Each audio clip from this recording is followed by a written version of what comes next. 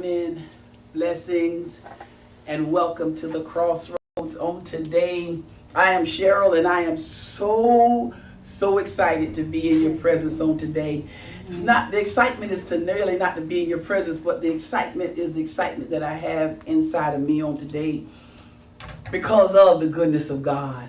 It is so good to know on today, and truly that's what it's all about. It's about our knowing on today. I'm honored that you have allowed me to enter into your homes by way of social media on today. This is a platform that God has given us. He's granted us both on YouTube and on Facebook to be able to come out and just to share with the viewers the things that God has done. And we're always talking about what He is doing. But everything that you know everything that you find out that He is doing is because He's already done it. And He's just allowing us to be able to walk into what He has done on this morning. Let me just catch you up a little bit. Welcome to the first time viewers, those that are seeing this for the first time. Welcome. We pray that you will have a continuation of meeting us, joining us here at the Crossroads. This ministry here literally is about the things that you're going to endure, the things that you're going to confront, the things that you're going to encounter in life. And that's why God gave me the name, the Crossroads, because we all at times, and we all are going to have times that we are going to meet and be at crossroads in our lives where we're going to have to make decisions. And we're going to have to know. One thing about making a decision is you have what you need before you, in front of you, and even sometimes in you to be able to make the decision. You have all the information you need in order to be able to make a sound decision, to come to a decision, but understanding that that decision that you make is going to produce or is going to have an effect on something before you, something dealing with you and you being able to live in this life. So it's key today, yesterday, tomorrow, and in the future about what you know. There are things that we are all ignorant of because we don't know everything. And I'm grateful that God will put us into different atmospheres to encounter some knowledge. Yes. He puts us in the atmospheres that I'm using today is only different places. He put us in different places for us to be able to encounter things that we need to know. Now, I am going to get to the end of our encounters because our encounters are for us to be able to have an encounter with God. Sometimes we have encounters and God is present, but we don't make His presence known in the encounter. But every encounter is an opportunity for us to encounter God and for who it is we're having the encounter with, for them to encounter God also. But for the longest time living, we've only gone into the different atmospheres and we've had the different encounters only to get what it was we needed out of it, or to deliver what it was that person needed. But we have to understand, whenever we talk about God, God is not one-sided. He is all about the oneness. He's about us having these encounters for everybody to encounter Him through our encounter with each other. Now, with that being said, it takes something. We have to have something on the inside of us that we not only know, which is information. Knowledge is information. And I'm going to say this at this particular point. Knowledge can be good and knowledge can also be dangerous. But it's up to you to decide. There's that word again. It's up to you to decide how you're going to use what you know. And there's 3 ways you're going to use what you know based on if what you know you believe.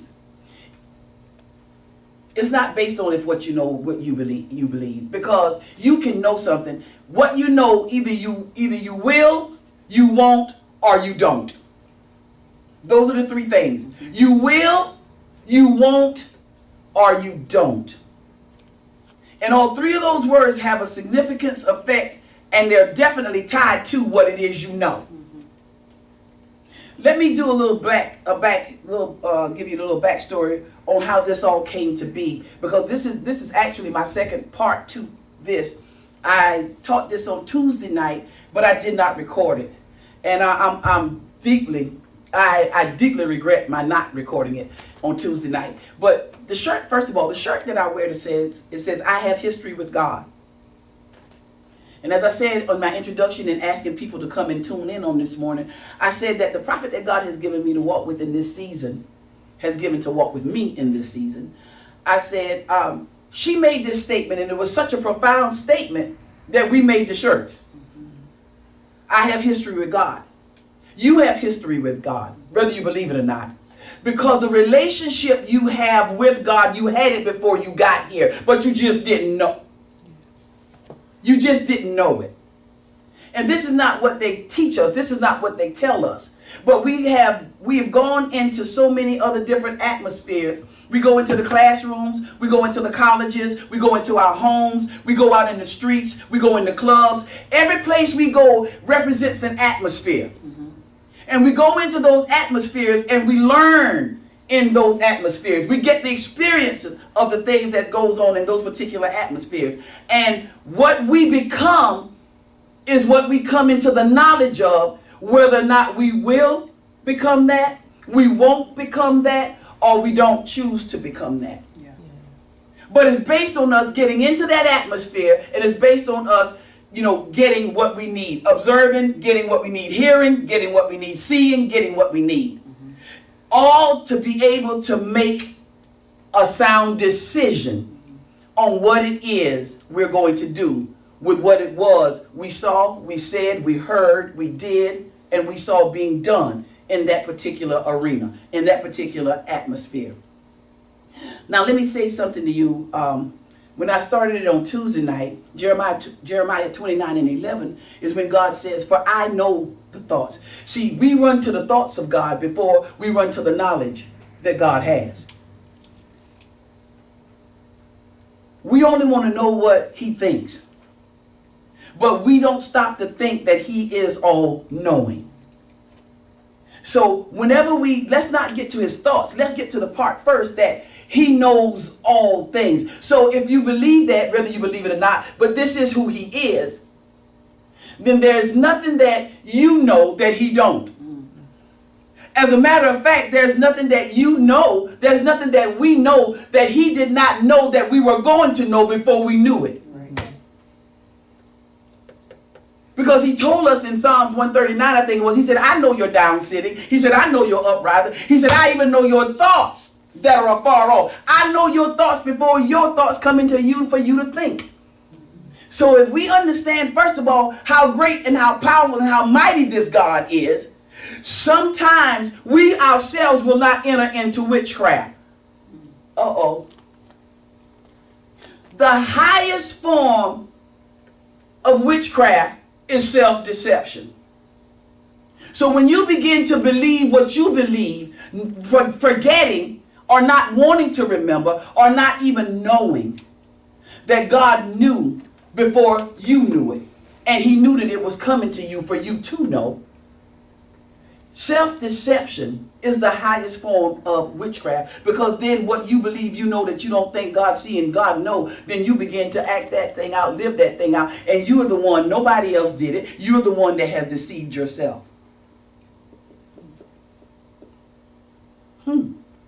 Self-deception is the highest form of witchcraft. And yet you think that people are operating in witchcraft concerning you sometimes whenever you're the witch yourself. Right. My God. It's all right. This is good. The pitfall that we fall into, and this is what I tried to do on the board. This is the way I saw it. Knowledge. But if we have lack of it, or if we know it and we won't or we don't, then what happens to knowledge is that this is the pitfall, and then this is what we fall into. So then we get into a place where then nothing can come in. But it doesn't say that we don't have hope. We can't come up out of it. But we have to know. We have to know. everybody is excited about what God is doing, right? Everybody can talk about what he's doing.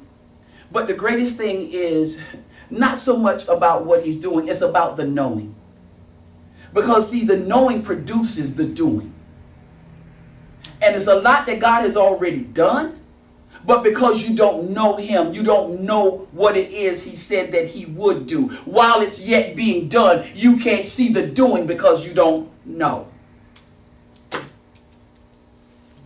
But Jeremiah 29:11, he said, for I know the thoughts that I think towards you. See, while you're experiencing the evil, while you're experiencing, things that are not good, he says, but what my thoughts are concerning you, what I know that I have for you, he says, is peace. He said, and it's good. He said, what I know about you is have a good ending. Why does it have a good ending? Because we have history with God. How do we know we have history with God? Because his story has already been lived through us. He did it before we got here. We're just reliving what he's already lived through us. Amen. Yes. And so the plight in life comes now with us believing what it is people are giving that we need to know. Okay? Like I said, the relationship is, we had the relationship with him before we even got here. But they never told us that. He told Jeremiah, though. He said, before you were formed in your mother's womb, he said, what I knew. To know comes in relationship. It comes in intimacy. I knew you. But what the thing of it is that he showed us through Enoch. The Bible said that Enoch lived, 365 years? I thought about that 365 years. And we have 365 days in a year. Enoch lived 365 days, and it said that he walked with God. So see, God is still yet walking. But see, in order for us to be, we have to catch up with God in order to be caught up with God and to be caught up in God. So there's really no physical movement because we did not have the knowledge that this is when we read this, when we read the word. See, that's what we have to do. In order to know, in order to be able to see what God is doing and what he has done. See, we got this thing backwards. We see what's happening, and then we say God is doing it. But God don't want it. That's not the way. That's not our relationship in him. Whenever as he's walking, see, he's way ahead. As we're walking to catch up with him, then we know that we're going after him. And the knowing and going after him produces the sight to see what he's doing. What you see being done was already done. What you see being done, for us to say, God did this, God did that, God is doing this. And I said this one, I'm excited about what God is doing. Because of the information that I'm receiving concerning who he is. And my relationship in him, my catching up with him, to walk with him. The Bible went on to say, and Enoch walked with God, and he was no more. When you catch up with him and you begin to walk with him, you can walk right on up out of here. Some people just don't want to go. You love life more than you love the eternal life itself. And it's okay. But as Danielle taught, and I still go back to those times, that about 2 Sundays ago, when she talked about God's providence, and I'm going to tell you, and I'm going to keep telling you, if you did not see that recording, you really need to go back to see the providence of God, to really understand the history that you already have and the relationship God gave, God made. It's not one that we can create. It's not one that you have built, but it's what God has already did with us. It's what God has already done concerning us. And then he did it, and then he brought us here to live it. Whenever we're thinking that we're here now and we have to find out how to live. No, he's already ended us. Our expected end is already inside us. He just brought us here to live it back, to get back to our expected end. Because that's what he said. That's what God said. But the word says this. Because knowing is vital. Knowing is so essential. Knowing is so crucial. Let me show you a form of us knowing. We think that food is for us to keep us healthy, to strengthen us. But that wasn't really the original purpose of food. Because as you read, when you begin to read, God supplies everything we have need of. But the food that we sit down and we eat, I need you to think about the different places that you sit and you eat. Families should do it at the dinner table in the house. You have co-workers that are gathered together with you and you'll go out to eat, or you may have a cafeteria in the place where you work and people gather and sit at different tables and they eat. Our Senate gathers. All forms of government gather. And whenever they gather, they sometimes, a meal is before them. And this is what maybe you don't see. But whenever you see them, they've already had the food and they've had the conversations. Okay? You have different places that you meet. Some people call it a meet and greet. But food is always present in most places because as you eat, there is an exchange of information. As you eat, there is an exchange of information. At the dinner table at home, hey, Jaden, how was your day at school? Hey, sweetie, how you doing? How was your day at school? You know, what happened? Hey, honey, how was your day at work? What happened? Hey, Danny, how was your day at work? What went on? What happened? We exchange information over food. Food was really there to produce information. Whenever the government get together and they get to eating behind the scenes that you don't see, they're discussing the bills, they're discussing the taxes, they're discussing whatever needs to be done. After the information is given and received, then the end product comes out to us as this is what's going to go into law. This is what's going to be, this bill has been signed. The president of every, see, we look at the president of the United States, but every governor is the president of that particular state. And they have their members, and they have their meetings. They have their food to get the information that they need. Look at how the serpent went to Eve. Listen, look at how the serpent went to Eve. He went to Eve and he said, what did God tell you? Did God tell you that you couldn't eat this? And she began to look at the food. And there's a word that we missed in that. It said, she looked at it and she saw it was good, and it was good to make one wise. You don't have wisdom without knowledge.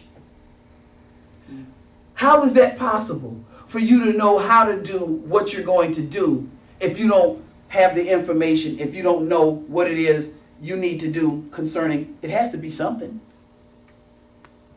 But see, what the serpent did when it came to Eve was, see, and that's what he does. He'll play on what you don't know using what you do. Come on, somebody. He will use what you don't know by finding out what you know. And if you don't have enough to make a decision, then he will insert some other stuff and he'll feed that to you. And you will then, like I said, it's the highest form. Then you'll begin to operate out of what it is that was given to you that you didn't know, but you don't know that it was given to you by the enemy. So the enemy will will take what you don't know, add to it from what they want you to know, and then it'll produce a complete scenario for you to be able to see. And then based on what you see is what you do. But the Bible said this, he said, and you shall know the truth. Oh, come on.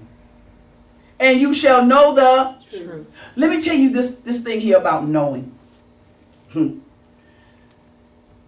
order for us to know, it's more than hearing. Because you don't know just because you hear. But yet, how many times have you heard something being said? And then you would say, and then you look at the person, and then you said, and you repeat it again, and the first thing they said is, I know. Do they? No. Because when the information, which is the knowledge that's needed, whenever the information comes, before the action can come forth from the information, the in-between is your believing what it is you've heard. And some of us are so prone to being lied to being lied on, to not having the truth told to us, for us knowing that what we're hearing is a lie. Sometimes that we stay stagnant in that place. We stay stagnant in knowing and giving the reaction to what it is we know. Because in the middle of that comes believing. And because we find it so difficult sometimes to believe, what they're giving can definitely be the truth. But we stay in that place to decide whether or not we will, we won't, or we don't. Whenever, and I'm gonna give you the backstory to the word don't, because it seems as if will and won't is just yes and no, right and wrong. That's what will and won't. That's what it is. I will do it. I will obey what it is I know, or I won't do it because I don't believe it. I will do it because I believe what it is I'm hearing. It is. But the word said, and ye shall know the truth. See, we struggle in that knowing and doing. We struggle in that knowing and seeing what God did. Let me say it like that. Because it comes down to the will, won't, and don't. But when he said, and you shall know the truth, why is it that we ourselves determine whether or not what we hear, if we're going to believe it before we act upon it? And then there's some times where we can hear and we know it's not true, so we won't do it. So that then becomes erroneous information. That then becomes knowledge, that's not necessary nor needed. But see, whenever you're in relationship with God, you know these things, because that's enough. And then the next part that I'm going to teach is going to be about spiritual discernment.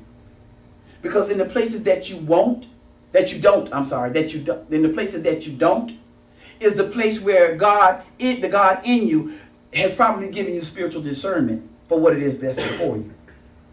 Not for what was behind you and not for anything in the future. Spiritual discernment is for right then and there, right now. What's right before me now? To be able to spiritually discern it, to say, no, this is erroneous, this is not God, this is not what I should do, I'm not doing it. And in that place, we owe nobody any explanation, because where we're moving from is the place that God has moved us into. So nobody else can come behind that. And what 10 times out of 10, because who it was that wanted you to do what it is you're not going to do, then they recognize that they have been seen by the God that's in you. They have been spiritually discerned and found to be a liar, erroneous, not true, not needed, not necessary. But then there comes a time when what it is we know, oh my goodness, he said, and you shall know the truth. He didn't say you'll just get information. He said you shall know the truth. And if he said the truth will make you free, then it means that something that's in you, something that's in me, he wants to release us from it. He wants us to be free from it. And it's going to take another set of knowledge. It's going to take more information. It's going to take another form of information to be received that I don't yet currently have. And I can be living, you can be living everything that you're doing based on what it is you currently have. That's every place that you are right now. Everybody that's in the place that you're in right now, you're the sum total of what it is you know and what it is you believe. And somebody right now is actually pondering some things on the inside that they've already been told, to try to find out if what it is, should it become something that you know. But if you don't have spiritual discernment, you can stay in that place and you can stay stagnant. And you can allow the enemy, if you're not careful, you can allow the enemy now to feed more of his information into you based on the information that you have, to make you think that it is true, the truth. And you'll find yourself not being free, but you'll find yourself being more so entangled. So now, when it comes to, he said, and you shall know the truth, and the truth shall make you. There comes a struggle within us about what it is now that we know, that we have heard the information, because of what we currently know, how we currently live, how we currently love. And with this, I was riding coming this morning, and God gave me the story about Eli. And Eli was the priest. You know, this story comes out of 1 Samuel, and I just read the first and the second chapters. But it was very interesting to see this, because in the place that you don't, this Eli was in, my God, listen to me closely, because see, the devil would make you think that this is just one strict way. But I'm going to show you in this word what really happens to some who won't. I'm going to show you, you can have the information that you need. You can have the knowledge necessary to make an intelligent decision, to do what the outcome. But see, that's the problem. Sometimes we already see the outcome from the information we have. And we sit in that place and we decide then that, I won't move. Is it that you won't move?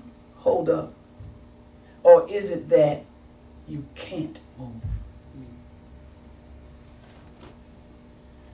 When Eli's sons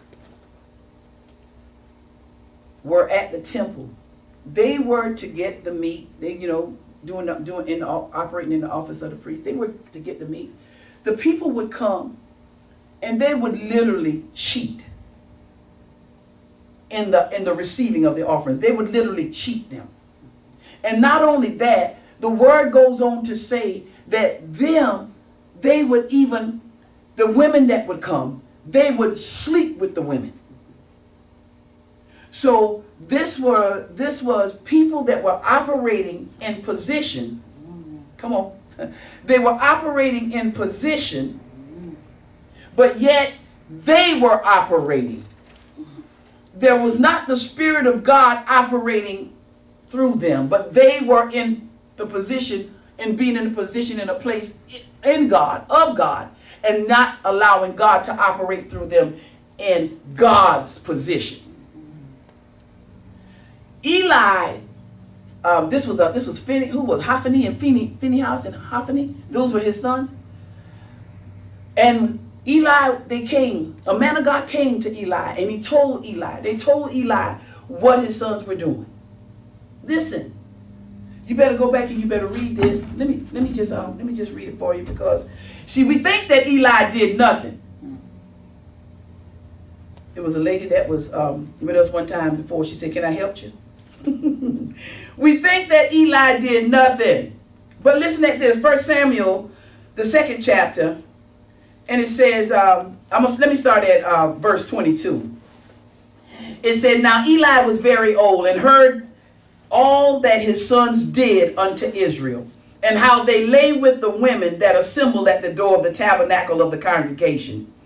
Now this part here goes into Eli and his sons being together, and Eli is now speaking to his sons. It says in verse 23, he says, "And he said unto them, Why do ye such things? For I, the father of these two, for I hear of your evil dealings by all this people."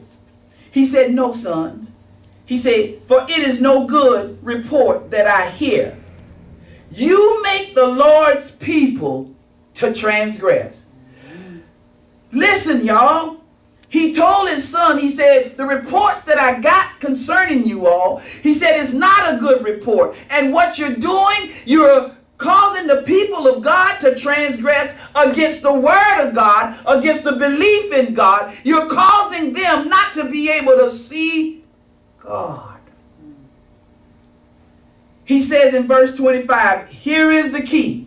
If one man sin against another, the judge shall judge him. But if a man sin against the Lord, who shall entreat for him? That's a question there. Let me go on. Notwithstanding, they hearken not unto the voice of their father, because the Lord would slay them. See, sometimes you don't because you can't. Because you can't stop what God is going to do. And you can tell them the wrong that they have done. But because the Lord is going to get them, because the Lord is going to slay them, you can tell them it's not a good thing that you're doing.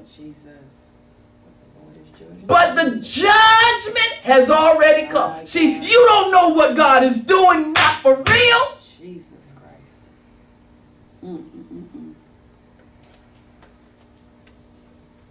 So sometimes in the place, I don't want to be in the place of knowing what I need to know and doing from that knowledge. Allow that knowledge, the wisdom that I get of God, and to allow what I know from the wisdom of God to be performed through my life.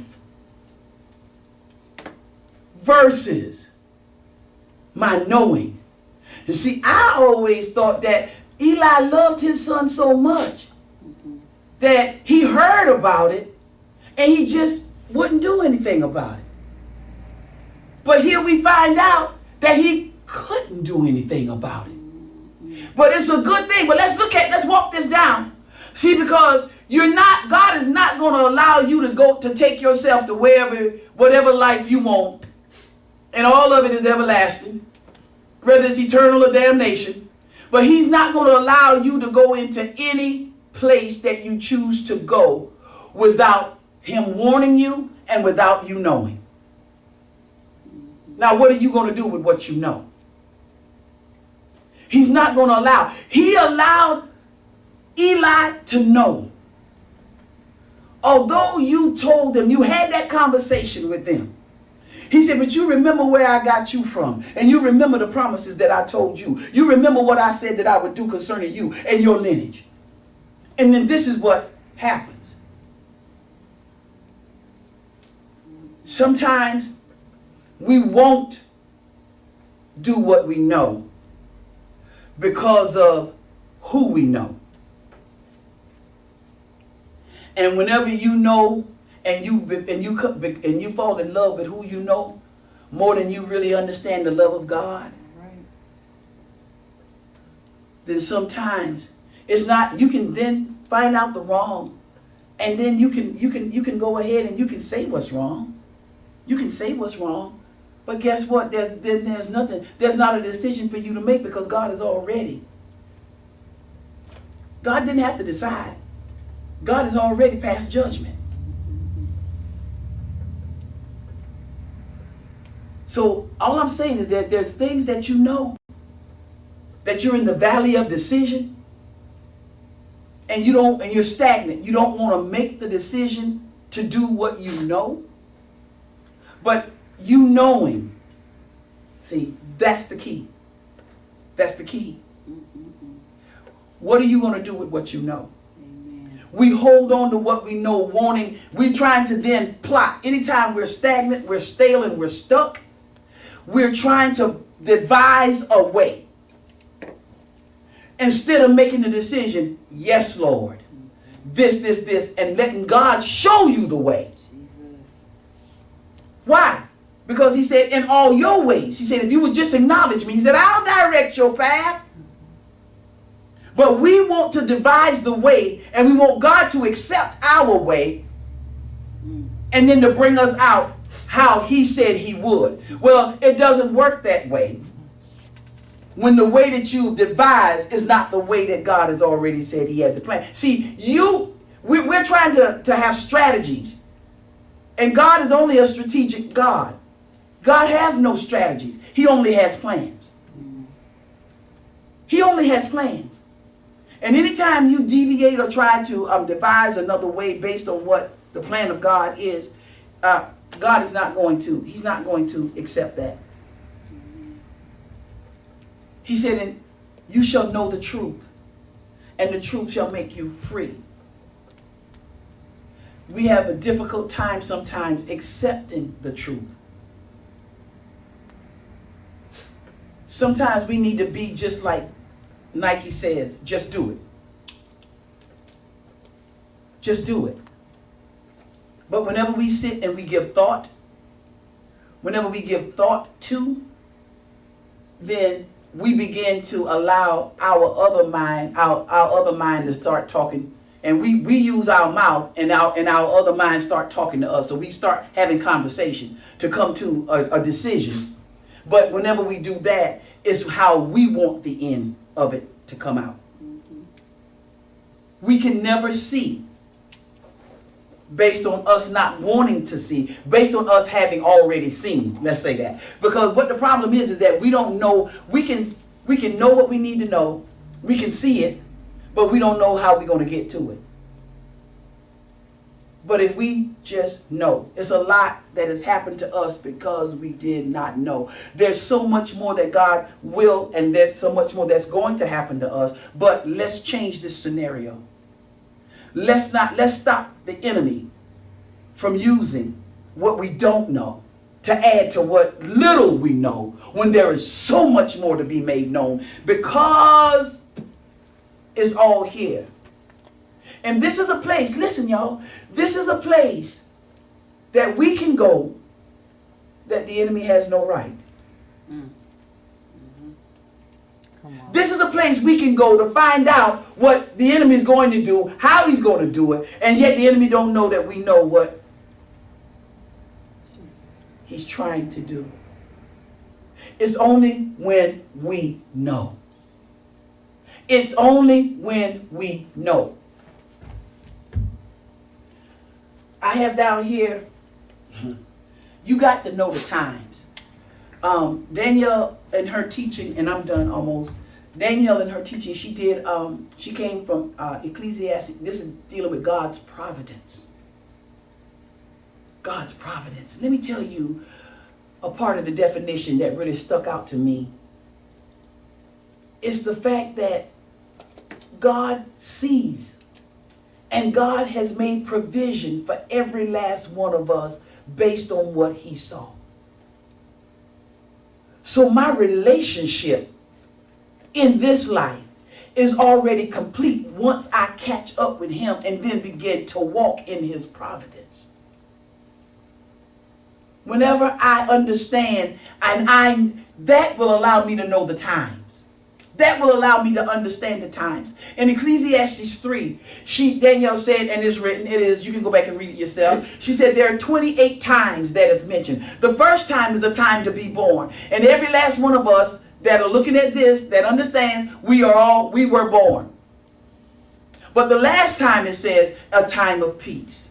And all the 26 times in between being born and the time of peace, there are times that causes for decisions.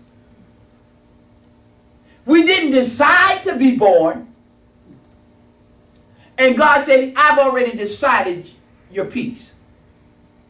So our decisions come within these 26 times. Between 1 and 28, we have 26 things. We have to know the time. Know the time that you're in.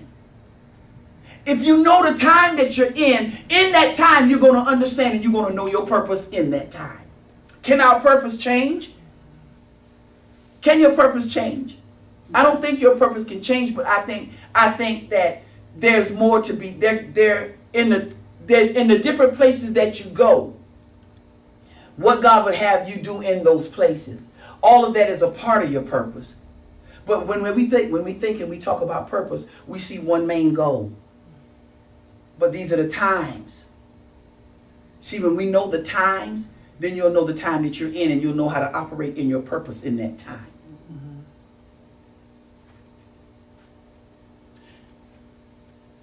There are difficult times ahead. And the only way that we're going to overcome in those times is by knowing. This is such a beautiful thing. We've made living here in this life more difficult than what it had to be. And you know what? It's not your fault, because of the information we were given and what we believed concerning what we heard, what we saw, what was said, what was done as the example. But today, God really wants us, and it's a lot of people even today. It's a lot of people even today. You know, there's a lot that's in people. You have things that's on the inside that you know.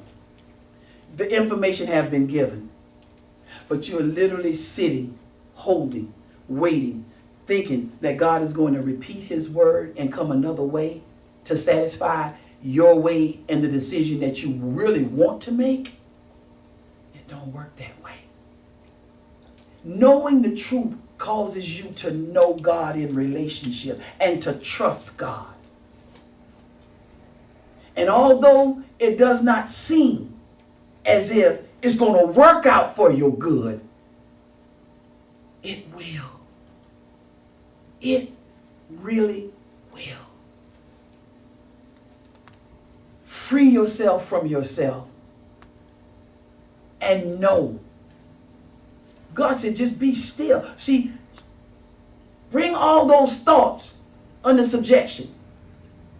Tell it all. Y'all come and sit down in me. Let's come to the table. That's what you said. That's what you said. That's what you want me to do. That's what you want me to do. This is what you want me to believe. Okay, I'm gonna bring all of y'all with me, and we're gonna sit down at the table, and we're gonna have a come to Jesus meeting. And you just say, God, you all these things. I know, but I already know, God. You know that the reason why I have not done what I know to do is because, God, I was looking for another way to do it and wanting you to accept it and wanting it to be acceptable in your sight. Now, if we just going to be straight out, flat foot honest, that's it. God, isn't there just another way that I could just do this thing and everybody still be all right? Everybody still be together? Take those questions, because that's what you're really trying to perform. That's what you're literally trying to perform. You're trying to perform an act that God is trying to free you from. And how can we then say that God is good when we refuse to experience the goodness of God? All because it's not coming the way we see it, based on the knowledge that we have. Sometimes you become the serpent talking to the serpent.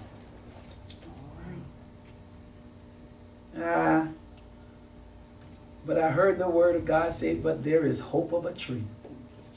If it can just get just a scent of water, it'll live. It can live, and you shall live. And not allow the information that you know to bring forth death. Because there's the works of the Lord that you must declare. And the last thing I'm going to say is this. Oh my goodness. For them that will obey, and you will, sometimes we just have to get a clearer understanding. Sometimes it just has to be broken down into layman's terms, per se. sometimes it has to be broken down because you have a lot of people that are highly intelligent. But God said that that's not the thought. He said, but I already know them that's in you. See, this way right here is not the world's way. It's not what we've already been taught being here. But it comes from the history. It comes from the story that he's already written concerning us. It comes from us being in relationship with him already. It comes from us now having to get into the word and really believe this. And to let him know, well, you know what? I read this and it says that you did that and it says this. But how is that so? Stick and stay right there. God, you got to show me. How is this possible? And he's going to show us the same way that we've been shown to live the life that we currently live, coming into this life. He's going to show us this Constitution. He's going to show us the manifestation in our lives that produces the purpose from this. God bless you on today. And it's a lot that you know, but yet there's a lot still that we all need to know. And the knowledge that comes from this. It comes from this. It comes from this. And it comes by no private interpretation. It comes from whoever the oracle that God is going to use to give it once it's delivered. You know what? When we get into this, we don't have an option. We chose to come into this. You chose to read this. Now you have to also decide to believe it. It's so full with so much more. It's full with things that you have. It's really full with things that's yet before you that you have not yet even tapped into. And as you walk this in belief, as you walk this receiving the information that you need, then you're going to say, "Ooh, look what God is doing." When it's actually you're walking into what he's already done. We're walking into what he's already done. So, blessings to you on today. God bless you. I think on Tuesday night, I think I will go live because it really is. It's not about so much about what we do, but it's about what we know. Because what we know, having that information, will produce an act. And the action will show whether we believed it, whether we didn't. And then for whatever happens in your life is going to prove whether you got the information and you just decided that you wasn't going to do it. Because you saw the outcome. And in those places, the judgment of God has already been made. But let's leave on a happy note today. Because we don't want that part. We see that it's written. We see that forget a possibility. We see that does happen. Now it's only what you desire to have happen. But I leave with the verse that I started with, Jeremiah 29:11. God knows, for I know. Man, when you get right there, you can stop right there and don't even go no further. God is saying it, for I know. Your ups, your downs, your tests, your trial. I know I've already been with you in them. I know them.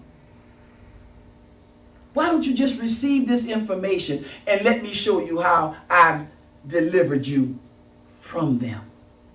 For I know. Today, know that God knows. If you don't know anything else, you start right there. You lay in that. If you want to stay stale and stagnant and stuck in something, you stick and stay in that. God knows.